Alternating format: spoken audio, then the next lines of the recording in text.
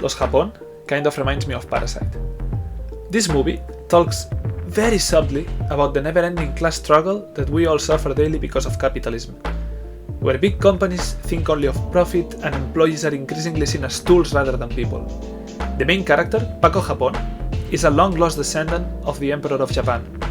He works at a factory owned by one of the aforementioned big companies, whose owner is constantly gutting their salaries and forcing them to work for less money.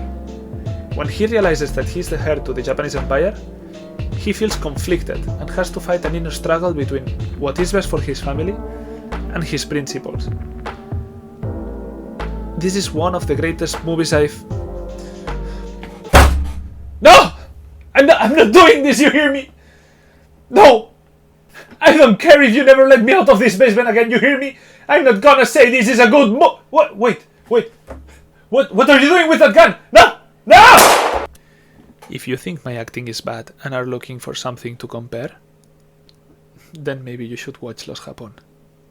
This is honestly one of the worst movies I've watched in my entire life. I don't think I've ever cringed so hard while watching something. It just feels offensive.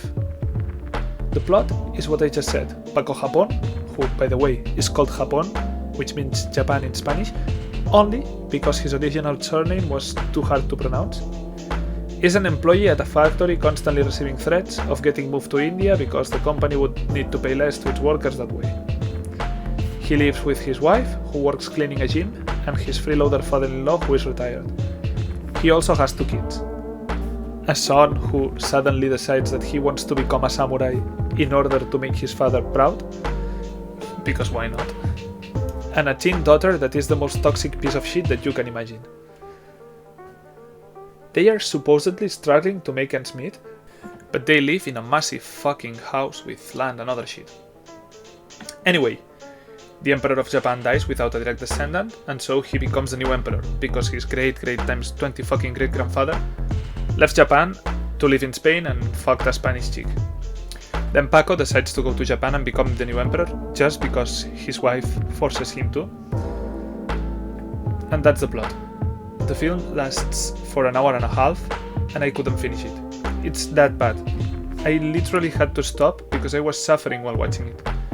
The so-called jokes consist on, "Wow, Japanese is such a weird language. Japanese culture is so weird." Oh, and then there's one of the servants who is called Marico, but they pronounce it Maricón, which means fagot in Spanish. So yeah, that's comedy, right?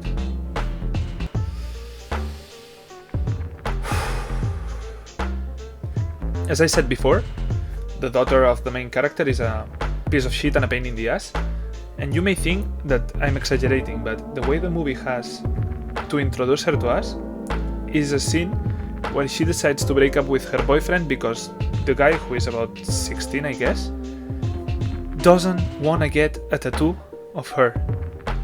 That's the only reason. What? What the Then she proceeds to bitch for the entire movie because she's craving some Japanese dick and she doesn't get any.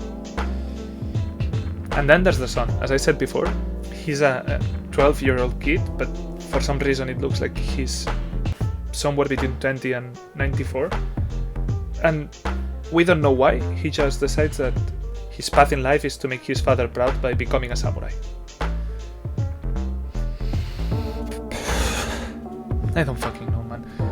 It was just so fucking awful. The only reason I gave it 0.5 instead of 0 is because I guess some of the people involved in that movie were trying to do the job, like maybe the sound designers or the makeup artists. But I don't know. This movie is the reason that I didn't watch any other movies this month, because after having to sit through this, I couldn't bring myself to watch anything else.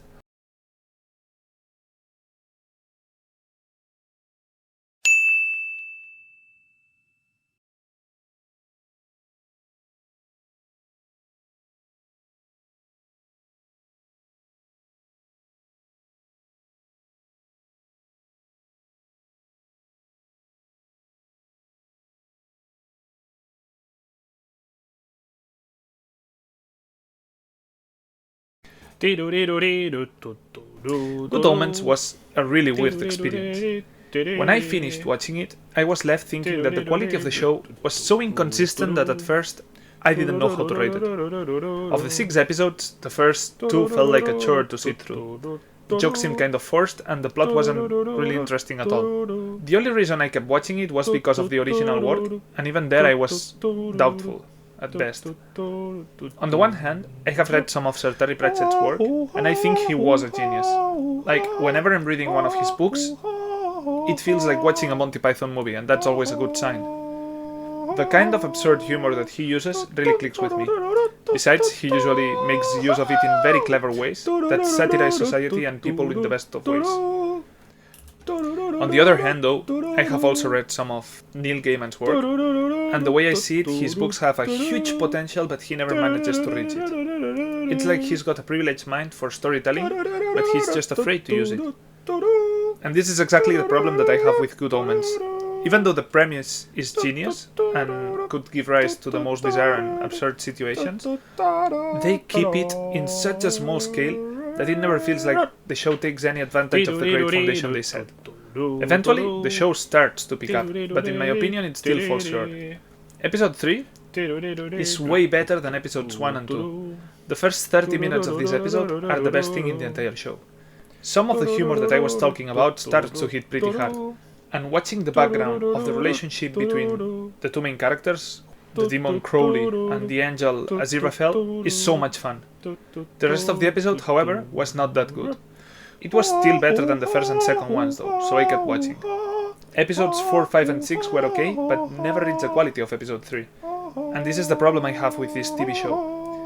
There are some highlights here and there, yes, but episodes 4, 5 and 6 managed to give just an okay conclusion to the show without being mind-blowingly good. I would recommend it to some specific people I know, but I still was left with a feeling of wasted potential for such a clever premise.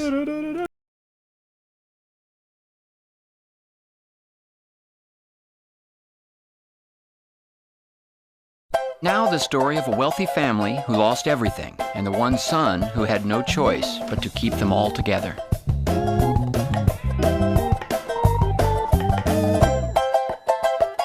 It's Arrested Development.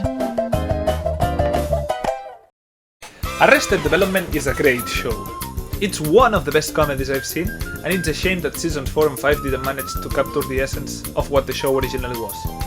Even though this month I've only seen seasons 1 and 2, I'll talk about season 3 as well, because I saw it some time ago and I want to keep some sort of cohesion, so to speak, by reviewing only the part of the show that I liked and ignoring the 2 seasons I didn't like. This is such a clever show with so many little details that sometimes I feel like I need to pause and rewind every 20 seconds, just in case I miss something while laughing at the joke. I think that a good way to see how carefully written this show was is to compare it to another sitcom.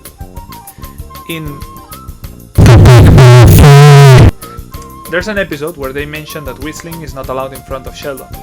Apparently, when someone whistles, Sheldon gives them a strike, and whenever someone gets to 3 strikes, they get murdered or some shit. I don't really know. The thing is that this is never mentioned again in the entire show. In Arrested Development, however, the attention that they put into this kind of thing is so extreme that several examples of foreshadowing or continuity come to mind even without having to look specifically for them. For instance, during the first season, there's a plotline where maybe one of the characters is pretending to have a disabled twin sister called Shirley in order to get some money from donations.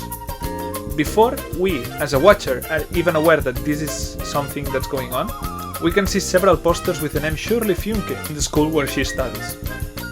In the second season, Tobias tries to become a part of the Blue Man Group, a job for which he covers himself in blue paint.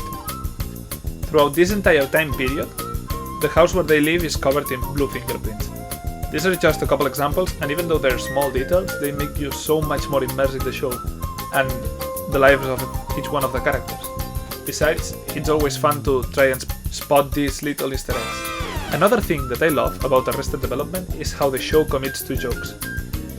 In my opinion, 2 of the elemental aspects of comedy are timing and setup.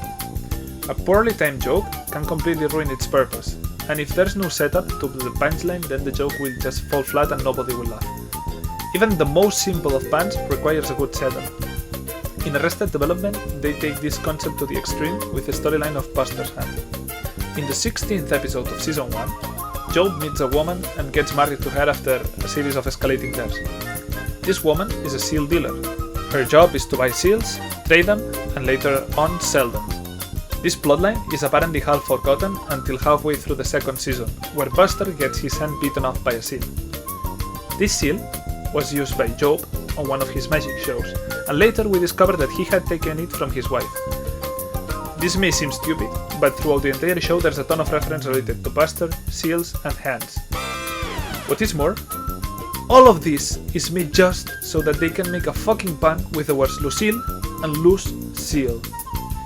This level of commitment, preparation, and foreshadowing for a single pun is what makes this show so great. All of the show's storylines appear to be perfectly planned and intertwined to deliver moments like this one, where everything just clicks and it feels so satisfying. What is more, every single episode has its own self-contained stories and running jokes, to the point where you can watch a single episode out of context and you will not miss much, but if you decide to watch the entire show, it will become so much more enjoyable, just because of these little Easter eggs hidden everywhere. If you're not yet convinced that you have to watch Arrested Development, let me talk to you about what is, in my opinion, one of the best episodes to ever air on TV. I'm talking about Season 3 Episode 9, Soaps, which stands for Save Our Clothes. This is the most self-aware, genius, and meta episode in the show, and while there are several other incredibly self-referencing scenes like this one, And Tobias met with Carl Weathers at Burger King. Thanks for meeting me down here at Burger King. I'm trying to get them to underwrite a new TV project I'm working on. Get some money in exchange for setting a scene here at Burger King. Well, as long as you don't draw attention to it. I'm gonna go get a new soda. Hey, you know that you can get a refill on any drink you want here, and it's free. It's a wonderful restaurant. It sure is. this entire episode storyline is based on reality. You see, at the time of shooting this episode, Fox had announced that they were bailing on the show, so they turned this episode into a sort of joke where they kept referencing that they were left without a network. The plot of the episode is this. George Sr. suggests a last-ditch effort to save the family by holding a fundraiser to raise money to pay their legal expenses. This entire episode storyline is a reference to them trying to save the show, and it's packed with jokes that work both inside and outside of the episode. So I don't know, what are you waiting for? Go fucking watch it!